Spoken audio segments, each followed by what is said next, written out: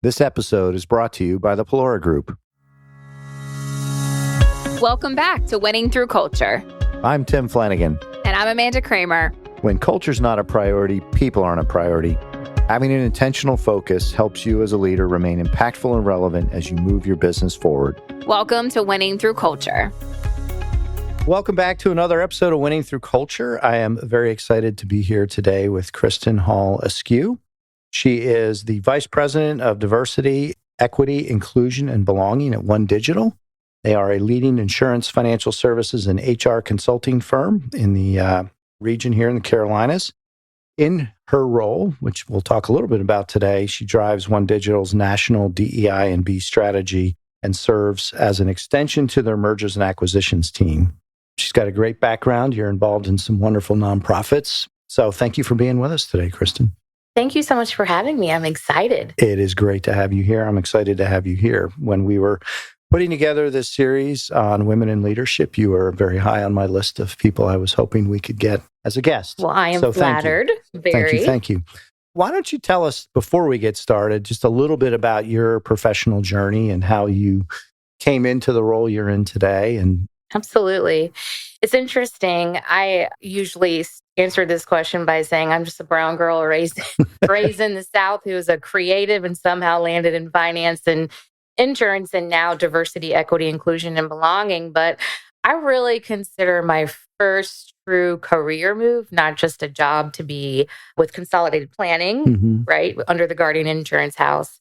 And there, I started in a super paper pushy role. I'm building cases. I'm learning the biz. At some point, we opened a subsidiary that was super next-gen focused, and I had the opportunity to serve as a leader there. And then pre-2020, I say that because post the murder of George Floyd, a lot of people really started to put their foot on the gas in terms of DEI&B. But we were doing the work, finding our way before that. And I had the opportunity to spearhead that. And as they say, your network is your net worth. Knew somebody who worked at OneDigital. They'd been courting me for a while. The timing was right. And I've been there for a couple of years and created every role I've had. And I'm enjoying the ride. That's awesome. Yeah. So what drew you into the DEI&B space? Was it the situation with George Floyd, kind of a passion prior to that?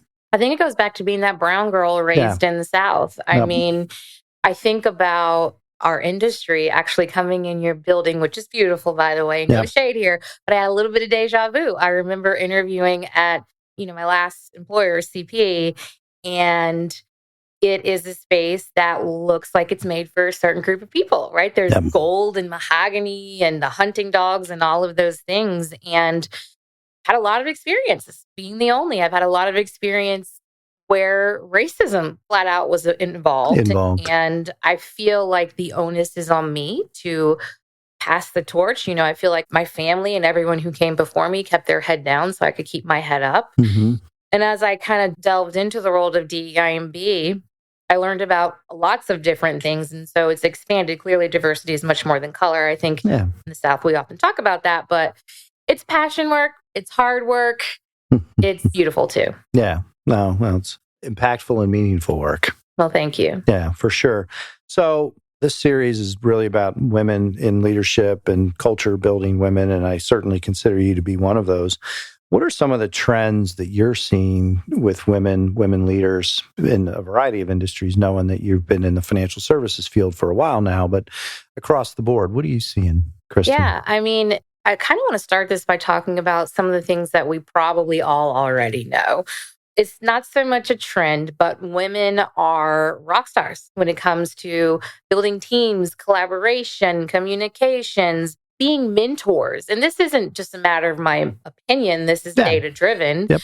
But I do think that in today's world, especially with, we saw so many women leave the workforce in 2020, we're seeing some of those skills be utilized at a higher degree, but not quite where it should be, right? Representation is certainly still lacking across industries, across titles. And again, this is my own little lens. I work for a company that is predominantly female. I'm seeing more femininity at the table. And I say that realizing that means something different to everybody else. Yeah, well, because This theme has come up in this series. So when you say that, I think I know what you mean, but what are you referring to specifically in that regard? Well, I'm thinking about women in general having a seat at the table. And don't get me wrong, I'm not saying there's enough, but I am saying that right now to be female, to be woman, kind of a hot commodity. It's why you're talking about it. How do you attract them? How do we have more, at least in my experience, job opportunity than maybe we had in the past, especially women of color. We also still have more barriers than other women. But yeah, I mean, I don't know that it's a trend. We've always been badass. People are starting to see that we're badass, but there's still work to do. Yeah.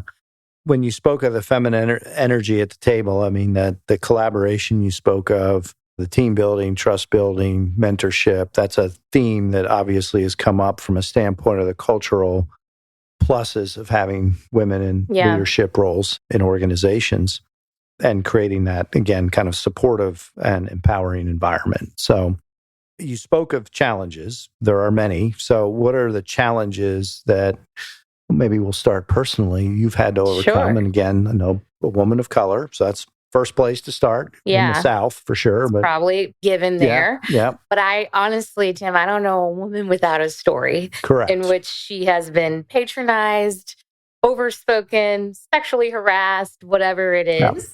And I think that the main headwind really has nothing to do with the workplace. I think it's the effects of pure socialization. I mean, even women themselves, we have biases against each other, right?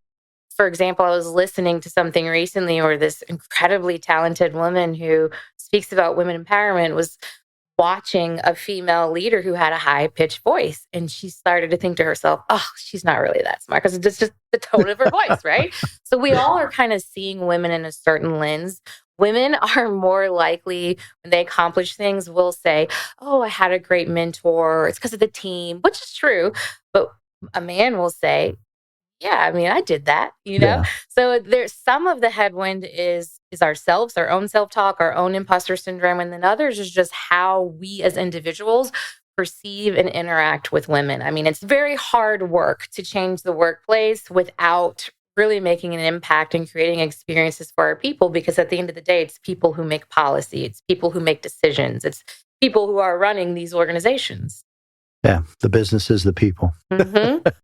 When you think about building a culture that is supportive, inclusive of women leaders, what are some of the key things you believe need to be present in that business to make that a successful place for women leaders? In my humble opinion, and especially this is probably indicative of any minority group, but I think companies need to not just put their money where their mouth is, but put their time where their mouth is. I know this is something you do well. I see you be the only in the room quite a bit, especially at the CAAFP. But I think that organizations need to be spending time within these communities. We often hear, oh, well, they're just not there. But that's not true. You have to go to where they are. Gotta go to where the people are. Exactly. They're not coming to you. And not just learn. I mean, the best part about that is not hearing from the horse's mouth how they feel or, what unique opportunities or obstacles they may have. Sure, that's a part of it. But I think the biggest part of it is just embracing the culture. If you're going to ask me to come work at your company, you better be able to tell me what you're doing for diversity, equity, inclusion, and belonging. You got to know that I'm on LinkedIn and I'm reaching out to people who I culturally identify with, asking what their experience has been like. So I think communications around that is very important. And ultimately, women they want a human first, authentic leader. They want to know that whoever is sitting in front of them is who they are, whether we have something in common or not, because, you just kind of want to know what you're dealing with. So being in the room and showing up where the people are that you're trying to connect with. The authenticity, another theme that comes up a lot on this topic of just showing up as to genuinely who you are versus some facade. Yeah. So it's interesting. Authenticity is a very, prominent word or statement within this space. Traditionally, I think it meant being able to show up with your hair in its natural state or not cover your tattoos. And now it's expanding into something so much bigger. I think it relates to what we're talking about, to be a female in a predominantly male industry or just a female in the world, this whole idea of authenticity or being uncomfortable with the uncomfortable, that's not an opportunity for an experience. That's a skill. If you are a woman or a minority and you have done well in your career, you have a skill that cannot be matched. And I think sometimes the power of that is overlooked. Yeah. Let's spend a little time on that, Kristen. What is the skill that one must develop? It's a pain in the butt, right? People, again, this call to be authentic, we're telling people you don't have to code switch. Yeah. It's kind of a skill. As a woman of color, I want to know, and at this point in my career, I am who I am. I'm going to wear the big hoops. I'm going to talk the way I talk. It could be in the board meeting. It can be wherever it is. But you have to work up to that, right? But I also know how to switch it. I know how to read the room. And this is not pervasive. I know that men do too, right? But we are quite literally living in a world that has socialized us to think less of ourselves, to not show confidence, or at least we're tapering the way that we show it because we don't want to be perceived as this or that. So there's like a finesse in this, femininity, again, meaning something different to everyone else. However, I think as I say this out loud, I'm like, please don't cancel me. But I think the one commonality is you can shapeshift. And I say use it to your advantage. Don't let it burn you out. Don't let it hide your magic. But that is a skill that is learned and we're born in it. Shape-shifting. Just adapting to your environment. Yeah. Yeah. Okay. All right. So switching gears a little bit, I am curious, in your experience and from your perspective, what can male leaders do to be more facilitative of success of the female leaders in their organizations? Yeah. First, I think it's important to note, I just hosted a retreat for women in Phoenix. These are all female firm owners, 30 women. One of the things that came up often was this topic. And couple of things. We're raising sons. We have fathers and brothers. It's not like you have to lose something in order for a woman to gain something, right? In fact, data shows men live longer, they're happier, healthier, intimacy. Everything in life is much better when women are in the equation. Exactly. And it's more equitable. Yeah. And I don't think this is a new concept, allyship and mentorship. I think that sometimes there's a little bit of a misconception. A mentor can be anybody, I think. They don't have to be at your company. A sponsor is someone who is at your company, who does have a seat at the table. And that sponsor becomes an ally when they use their voice to pull you in, to give you opportunity, to give you visibility, to speak up for you when you're not in the room. And I think that takes intentionality. Sometimes we may think we're doing the right things, right? And I'm sure most of us are, most of us mean well, but we have to think outside of ourselves. We have to have a conviction for this, or it will fall by the wayside, just like everything else. So to that end, I mean, obviously mentorship is one component, but sponsorship, let's spend a little more time on that because I am very familiar with that concept. I'm actually acting in that capacity right now for a couple people. That's great. It is. And in building a culture that is really supportive of women leaders, sponsorship can play a great role. So for those that might not know what that concept is, because it's a relatively new concept, why don't you take a little bit of time to delve into the mechanics of that? Sure. I think the best way to answer this is to just kind of tell my own story. That's what I was hoping you would do. Well, great. Sponsorship has played a big part of my career success. 3, even 4 years ago now, 2020 is really messed the time scale up, but it's definitely thrown it off. Yeah. If you would have asked me, would I be in the position that I'm in now? Less about the title, less about money or the typical ways we would describe success, more so about feeling like I'm in alignment or with the growth of an organization. I mean, I could have never have guessed this. And the reason that it's happened for me is that I've had allies, sponsors in my life open the door. When I first started at this company, my first ally was the person that I networked with. He made sure from a financial perspective that things were very well taken care of. But he believed in me. He opened the door, and one, it began to build my confidence. Two, it began to build my network. And I had opportunities to do that at the organizations where, some of the men who were part of that business group. But then I also just think about, as you've read in my bio, I am sort of pseudo M&A. So I just hired somebody, really excited about that in a time when DEI&B is what it is, when the world is what it is. But we did that so I could partner with our M&A team, right? I'm a sales girl at heart. And that's because our chief growth officer, Mike Sullivan, he has allowed me to sit in rooms where I had no idea what they were talking about. There was really no need for the head of DEI&B to be in that room. But because I expressed my interest, he opened the door for me, right? I've had my boss, our chief people officer, she gave me the opportunity to speak in front of a couple thousand people. I stepped off that stage and basically stepped into this role. I mean, people opening the door, that's all it really takes. Just the payoff for them is your success. So, there's pressure on that. You got to come correct. But I think the crux of it, or maybe here's what the difference is. I've had male leaders and female leaders, counterparts in my life that I thought were mentors and that I thought were sponsors. But they were just really nice people that said nice things about me and made me feel confident. They didn't open the door. In fact, they're not even a part of my life anymore. You know what I mean? An ally is sort of always there.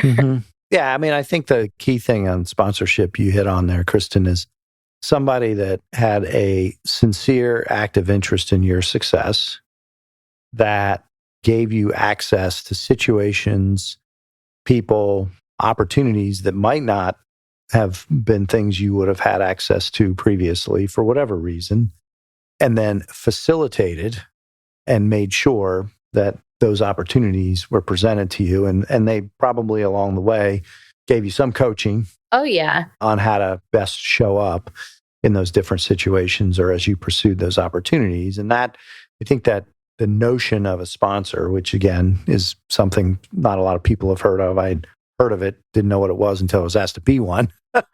It's a big responsibility. It is. And time commitment. And quite frankly, from a monetary perspective, nothing's in it for you. It's a selfless act of giving. True. And I think that what's in it for the sponsor is to see someone that they have a belief in. Oh, yes. Succeed. Yes. And just forgive me. But yes, like it's not, I guess I'm trying to say. It's not a job. It's not tokenism either, though, is what I'm saying. Because tokenism to me is like, if I'm being asked to take just my, Black women recruits to lunch, that's tokenism. The company's benefiting from that. What am I getting from that? The beautiful thing about sponsorship, allyship is really the bulk of the benefit is on the person receiving that sponsorship. Correct. Yeah, for sure. So you see that playing a more important role in... Yes. And not just for men, from women too. Women make great mentors because we've had them. And there's this, I call it the musical chairs effect. I've had great women leaders and I've had some where you feel like there's only one seat. So they're not as supportive. This is a pretty common narrative that you hear. Even people, I've had peer-to-peer situations in a prior life or prior organization where we were building something together. And then when my house started to, come up a little bit before hers, everything changed. And so I think we have to gut check ourselves too. Relative to working with other women leaders that are, yes. That is an interesting dynamic you brought up earlier. So I'm curious, what do you see, Kristen, in successful working relationships where a woman leader is either mentoring or sponsoring or just encouraging another woman to grow and succeed as a woman leader in that organization? I think it's the same dialogue. Except if you are a woman in a position, I am very blessed with the opportunity to do a lot of speaking and things like that. If you're a woman in a position where you have a lot of visibility, I think it's about saying, no, let's get some other women up here. Let's get some different perspective up here. Inviting more people into the opportunity. Yeah, I think that's huge because, again, sponsors putting you in the room, but another woman leader can be inviting more women leaders into the opportunity. Okay. think it's helpful. I mean, I love the perspective you have of your professional life and how things have evolved. And I think it's specific to the series we're doing on women in leadership and building a healthy culture that supports them. It's super insightful. You made a comment about DEI&B kind of, there's a little bit of a backlash maybe. Is that a fair assessment of what's going on right now? In my financial planning life, everything had to be very PC. So let me just be direct here. Yeah. We're coming off of Roe v. Wade. We're coming off of affirmative action. We're seeing everything in Florida, Texas, I think Mississippi too, right? Banning federal funding for DEI&B. No matter which side that you sit on, there's this heavy chest feeling that we all get one way or the other when we talk about DEI&B. So we're in this time, especially with it being an election year, where we have to work to lower resistance. I think people have a lot of misconceptions. I was in the Bahamas recently, and someone came up to me not knowing what I do for a living and said, DEI&B is the death of the world. And I'm like, oh. Did you punch him? I had a couple drinks by me. I was like, what's interesting. But, his thought was that it's all about hiring people who are not qualified just because of, the culture that they come from. So I think it's just an interesting time where we have to work very hard to undercomplicate things. I feel a little cliche saying this, but we are so much more alike than we are different. So yeah, DEI&B right now, it certainly gives me a little bit of a heavy chest, but I'm reminded why I do this. So let's focus on that, because I think that's where I want to go with the conversation is, what do you see from the role that you're in? And it sounds like this started as a result of speaking engagement, the opportunity with OneDigital. Where do you see the impact in business happening with an intentional focus? The business case is undeniable. Mm-hmm. It's almost like quantifying something that should be common sense. When you have diverse perspective around the table, right? Think business is better, retention is better. You bring everything's just better. But unfortunately, I see a lot of organizations taking their foot off the gas. Again, not one of those. But that's something that I get questioned about often. And I think it's because of this, sort of this heat, this heavy chest that I'm talking about. People are afraid of taking a stand, or I say that out of one side of my mouth, but on the other, I feel like it's not really taking a stand. It's doing what's right for them. Yeah. And that's, I think the key thing is when you look at it from your lens, putting aside, to your point, the polarization of our society and everybody being broken into camps, how would you define kind of the main focus of your role?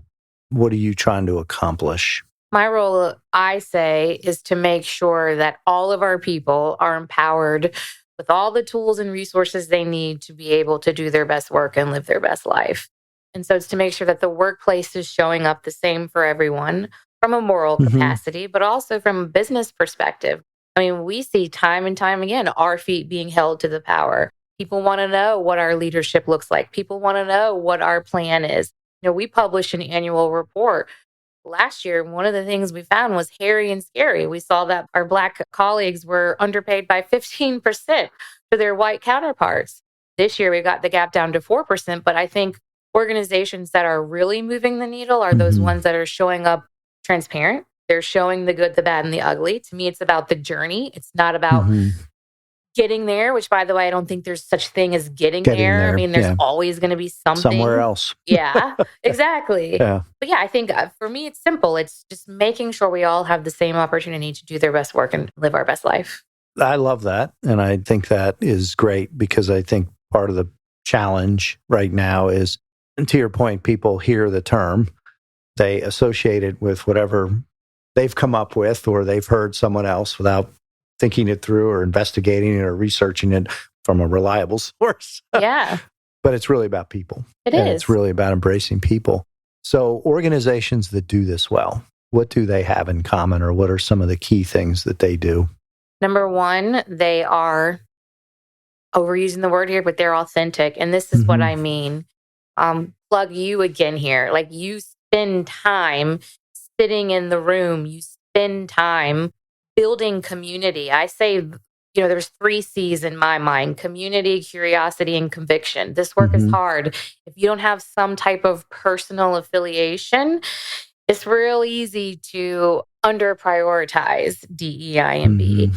Community, it's the one space I don't feel competitive in. If one company is doing great in DEI&B, better than us, maybe some of that is relative, but great. This is the one space where it takes a village. And then curiosity, I feel like that's the antidote to resistance. People aren't afraid of change, I don't think, but I think they are afraid of losing something. Mm-hmm. So to get this right means you're really communicating this well, educating your people.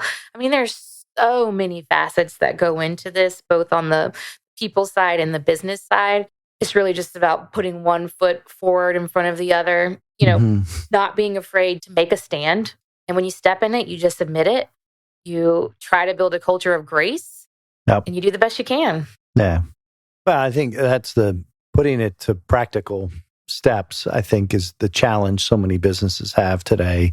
Because again, there's this whole narrative and people get lost in that and they lose sight of these are human beings showing up to work every day. Right. And everybody, again, the diversification of the workforce is real, whether it's intentional or not. Right. And I think that embracing who people are as they show up and helping them have their best life and then helping them do the best that they can do in the work that they do is really powerful.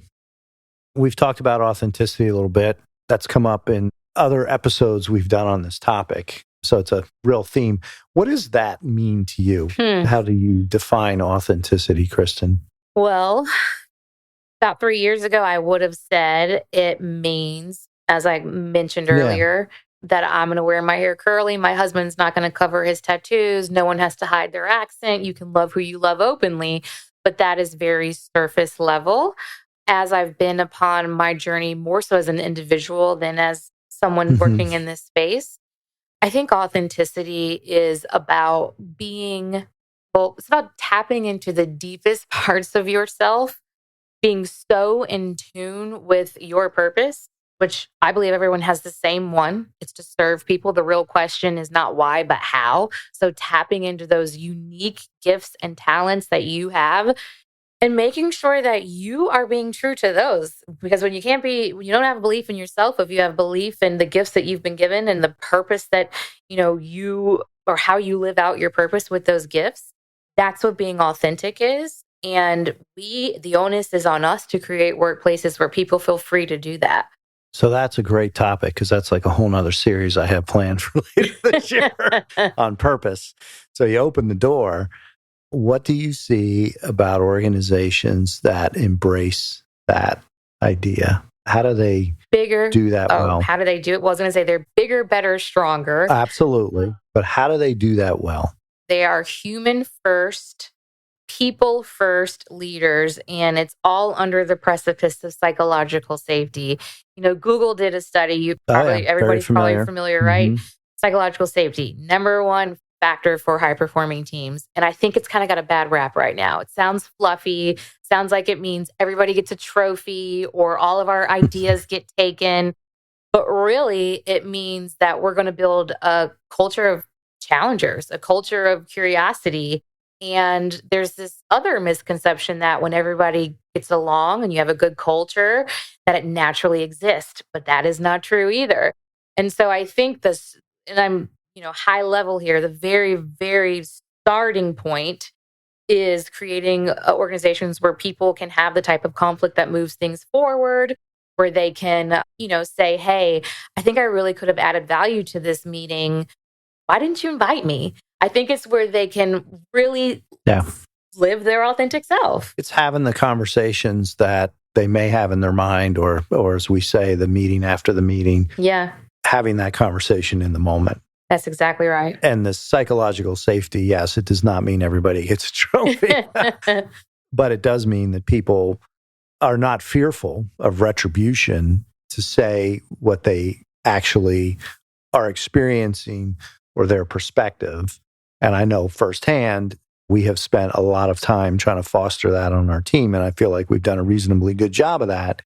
That achieves much better outcomes. Absolutely. And it allows people to walk in their purpose. Yeah. And people feel more respected. They feel heard.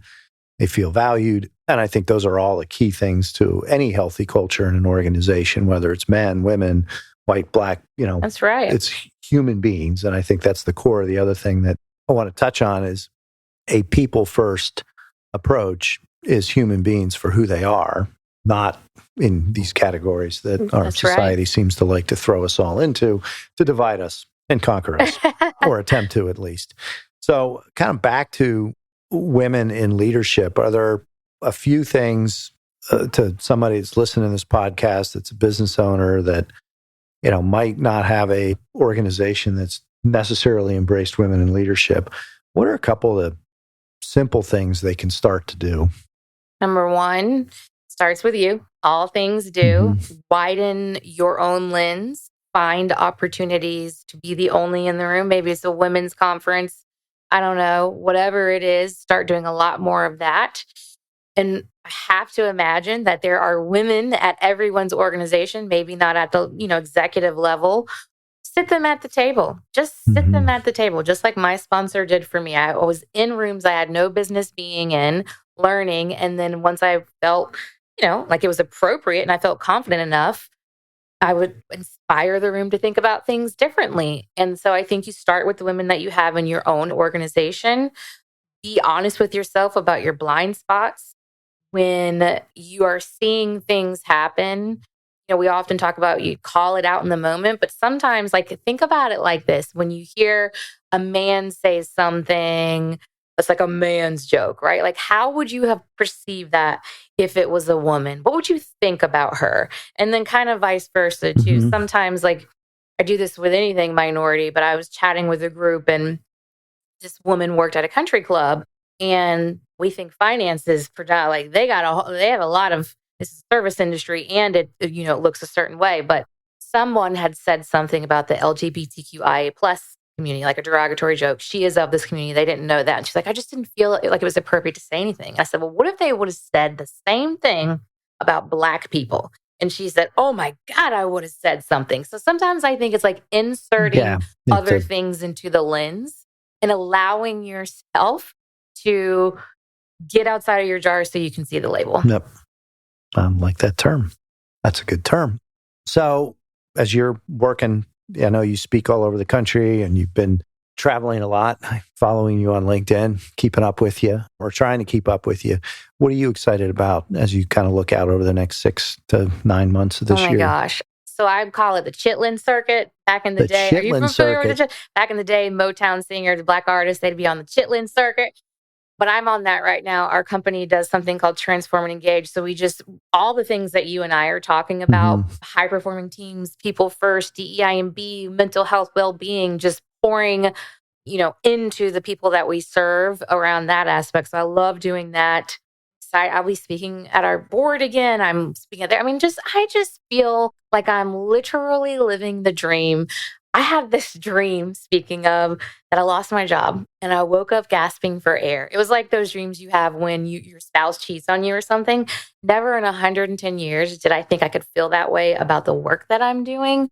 So, Tim, I'm excited about all of it. The list is long. Yeah. Well, I really appreciate you being here with us today very much, and always love spending time with you and hearing your perspective. And I'm super excited to see the work you're doing in your new role and making a difference and spreading the message and sharing your passion. And to your point about takes a village, it's one person at a time, and you can't let the noise get in the way. You just gotta keep shining the light in the darkness, and you're doing a great job of that. So thank you. Thank you so much. And so are you. It's just a pleasure to be on this podcast. Thanks for joining us for another episode of Winning Through Culture. Until next time, stay intentional, be impactful, because your culture matters.